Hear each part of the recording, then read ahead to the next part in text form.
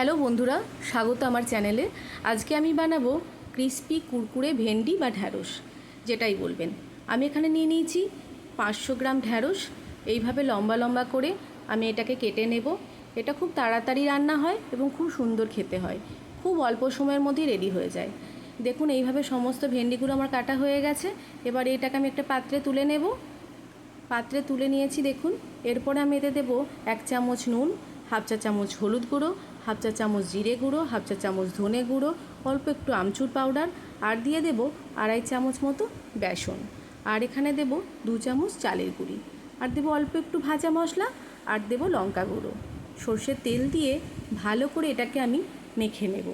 সমস্তটাকে ভালো করে মাখতে হবে যাতে ঢ্যাঁড়সের মধ্যে সমস্ত মশলাগুলো সুন্দরভাবে মিশে যায়। এরপর আমি কড়াই দিয়ে দেবো তেল। তেল গরম হয়ে গেলে আমি সমস্ত যে ঢ্যাঁড়সগুলো মাখিয়ে নিয়েছি এগুলোকে দিয়ে দেবো। দিয়ে আমি লাল লাল করে ভেজে নেব।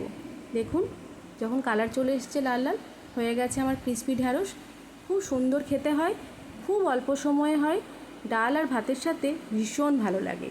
আপনারাও এইভাবে বানিয়ে ফেলুন ক্রিস্পি ঢ্যাঁড়স বা ভেন্ডি ফ্রাই, খুব ভালো হয় খেতে। আর যদি এই রেসিপিটা আপনাদের ভালো লাগে তাহলে অবশ্যই চ্যানেলটিকে সাবস্ক্রাইব করে লাইক, কমেন্ট, শেয়ার করে দেবেন।